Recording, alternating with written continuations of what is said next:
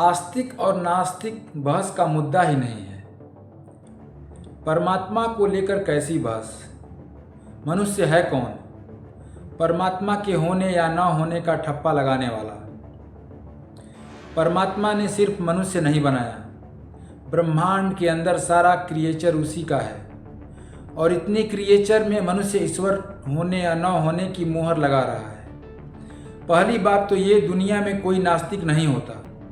इस संसार में दो तरह के लोग होते हैं, एक वो जो ईश्वर को स्वीकार करते हैं और दूसरे वो जो उसे नकारने का ढोंग करते हैं। लेकिन सत्य ये है कि इस पूरी सृष्टि में नास्तिक कोई है ही नहीं। जिसे हम नास्तिकता कहते हैं वह असल में ईश्वर के प्रति गहरा अविश्वास नहीं, बल्कि ईश्वर से उपजी एक नाराजगी है। नमस्कार, मैं प्रमोद कुमार। मेरे चैनल में आपका स्वागत है। चैनल को लाइक करें, शेयर करें, कमेंट करें और चैनल को सब्सक्राइब करें। जब एक बच्चा जन्म लेता है तो वह कोरी स्लेट की तरह होता है। वह शुद्ध ईश्वरीय चेतना का रूप है, लेकिन वह जिस परम आनंद में रहता है वह केवल परमात्मा की गोद में ही संभव है। जन्म के समय वह निर्दोष है। जैसे जैसे वह बड़ा होता है उसका परिवेश उसकी आस्था की नींव रखता है। अगर घर में धूप, दीप और प्रार्थना का माहौल है तो वह ईश्वर पर भरोसा करना सीखता है। समय और अनुभव के साथ यह भरोसा एक गहरी आस्था में बदल जाता है, जहाँ वह सुख में धन्यवाद और दुख में मन्नतें लेकर उसी पिता के पास जाता है। लेकिन वहीं एक दूसरा बच्चा भी है, जिसकी आस्था समय की भट्ठी में जलकर राख होने लगती है। यह वह मोड़ है जिसे दुनिया नास्तिकता का नाम देती है।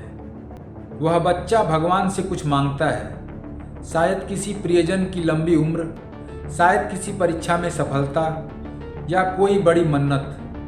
जब वह उम्मीद टूटती है, जब कोई अपना बिछड़ जाता है या जब जीवन में कोई बड़ी दुर्घटना घटती है तो वह इंसान टूट जाता है।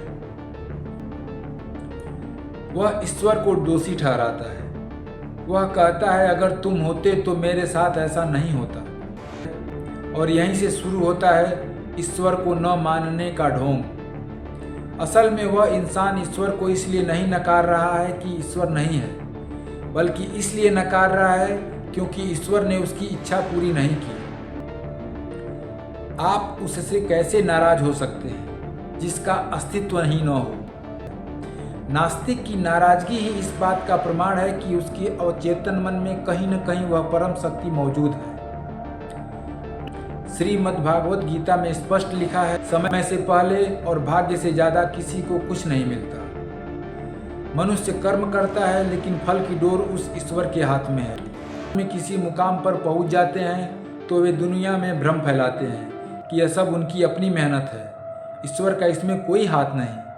वे भूल जाते हैं कि जिस बुद्धि और अवसर के बल पर वे आगे बढ़ें वह भी उसी विधाता की देन थी। मिसाल के तौर पर जावेद साहब जैसे कई बुद्धिजीवी जो अपनी प्रतिभा से शिखर पर पहुँचे, वह उनके भाग्य और ईश्वर के विधान का ही हिस्सा था। उनकी नाराजगी उन्हें यह स्वीकार करने से रोकती है कि जिस कलम से वे लिख रहे हैं उसमें स्याही भी उसी परमात्मा ने भरी है।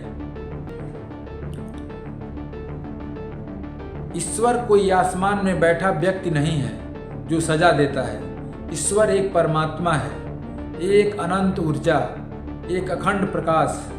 हमारी आत्मा उसी का एक छोटा सा अंश है। जैसे समुद्र की एक बूंद में भी समुद्र के सारे गुण होते हैं, वैसे ही हमारी आत्मा में भी परमात्मा के गुण हैं। इस ब्रह्मांड की सबसे बड़ी शक्ति और पहचान है ओम।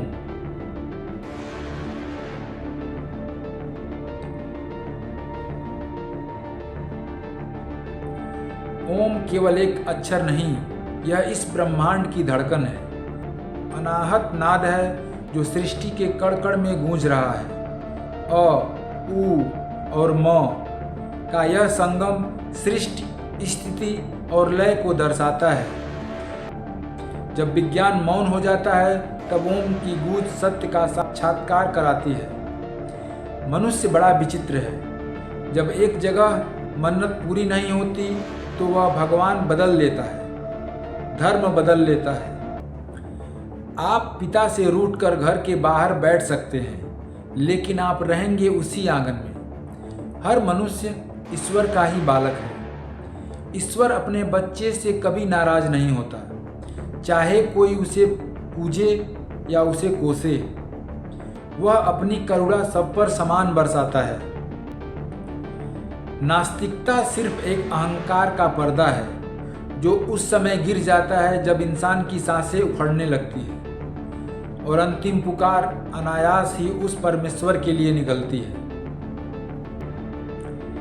कह सकते हो नास्तिकता सिर्फ एक चोट है जो वक्त के साथ लगी है।